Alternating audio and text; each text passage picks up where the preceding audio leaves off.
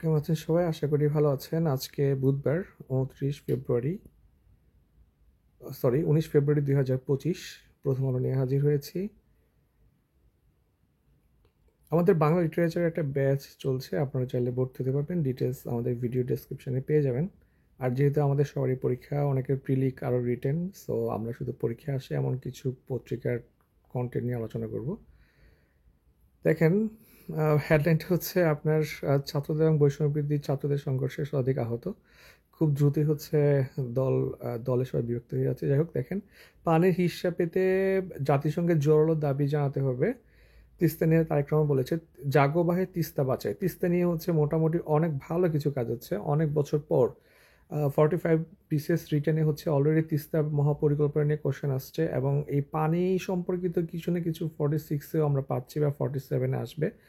So আমাদের জন্য হচ্ছে আপনার তিস্তা প্লাস হচ্ছে যেই সব জায়গাতে হচ্ছে ভারত বাঁধ দিয়েছে, তার পাশাপাশি হচ্ছে আমাদের নদী যেগুলো নিয়ে হচ্ছে ভারতের সাথে আমাদের একটা ডিসকমফোর্ট আছে, এগুলো সবগুলো হচ্ছে আমাদের জন্য ইম্পর্ট্যান্ট।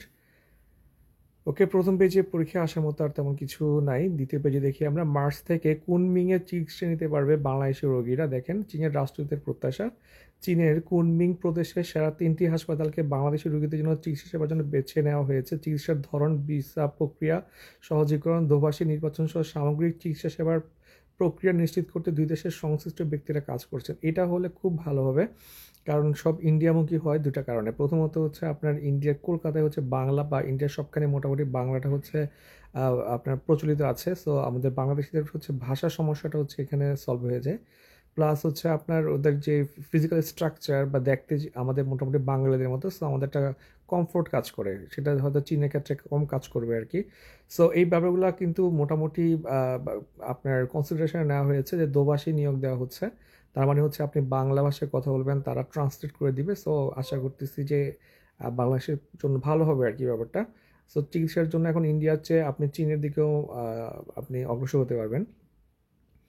প্রধান উপদেষ্টার সঙ্গে ভুটানের রাষ্ট্রদূতের সাক্ষাৎকার হয়েছে।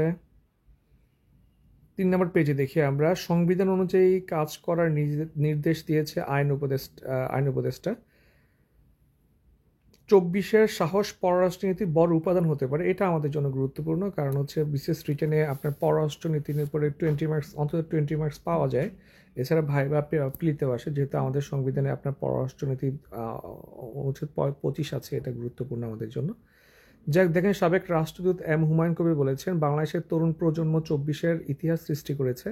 অগণতান্ত্রিক ব্যবস্থা বা স্বৈরতন্ত্রের বিরুদ্ধে লড়াইয়ের এই সাহস ও শক্তি অন্য দেশের জন্য অনুকরণীয় হতে পারে। এটি আমাদের পররাষ্ট্রনীতির জন্য একটি বড় উপাদান হতে পারে। সো এটাও কিন্তু 7 পিলির জন্য ইম্পর্টেন্ট।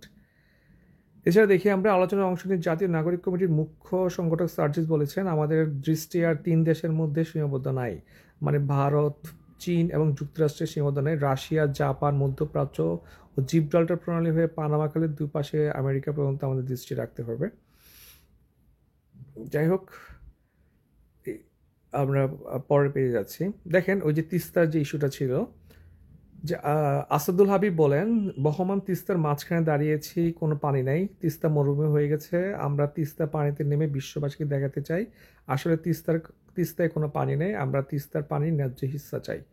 তাহলে এই তিস্তা নিয়ে যেহেতু আপনার অলরেডি চলে আসছে, প্লাস সামনে আসারও কি অনেক সম্ভাবনা আছে আর কি। দেখেন, একদম তিস্তার বুকেই আপনার মানুষ দাঁড়ায় আছে। 2013 সালে হচ্ছে আমি আপনার মোটামুটি রাজশাহী যাওয়া হয়। আর মোটামুটি এই রিসেন্ট টাইমে আরেকবার যাই।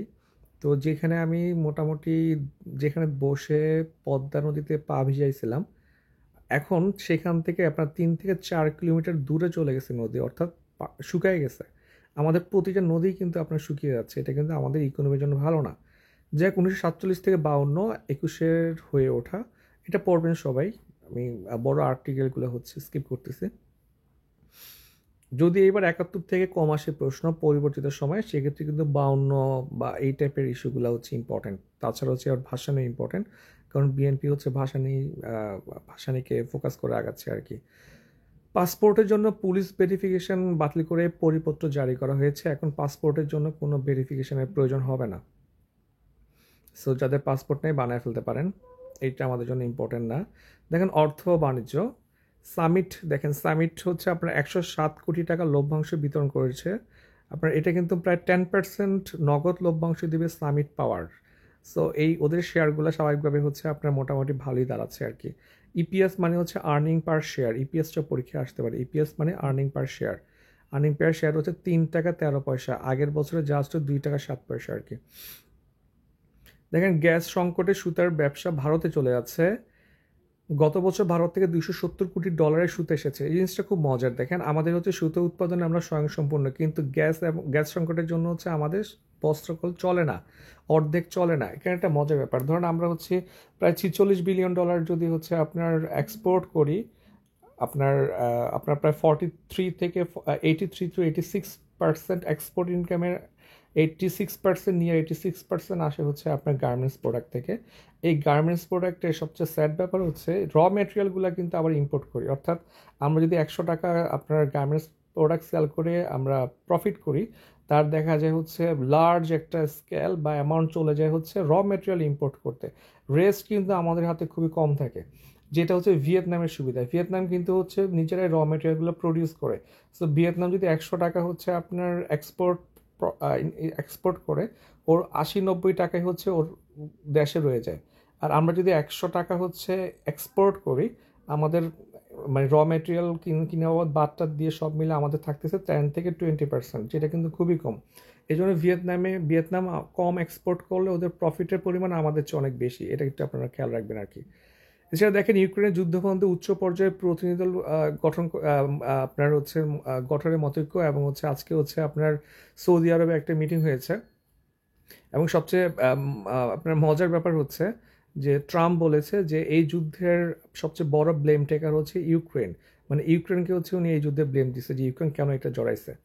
এবং আরেকটা ইন্টারেস্টিং ফ্যাক্ট হচ্ছে প্রয়োজনে জেলেনস্কির সঙ্গে কথা বলবেন পুতিন। তার মানে হচ্ছে ধারণা করা যাচ্ছে আর কি ইউক্রেন কিছু ল্যান্ড হারাতে যাচ্ছে, এবং সেটা হচ্ছে রাশিয়া সিজ করবে। যদিও ইউরোপ কীভাবে রিয়্যাক্ট করে সেটা হচ্ছে একটা ফ্যাক্ট। বিনোদনে তেমন কিছু নাই, খেলাধুলা তেমন কিছু নাই। আর হচ্ছে আমাদের শেষ পাতায় দেখেন বাংলাদেশের কাছে ভবিষ্যতের সমরাস্ত্র বিক্রিতে আগ্রহী হচ্ছে চীন। বাংলাদেশ চীন থেকে প্রচুর সমরাস্ত্র কিনে। আপনার হচ্ছে সম্ভবত আপনার প্রায় 80%+ অস্ত্র কিনে হচ্ছে চীন থেকে। এ হচ্ছে আজকের প্রথম আলো। সবাইকে অসংখ্য ধন্যবাদ।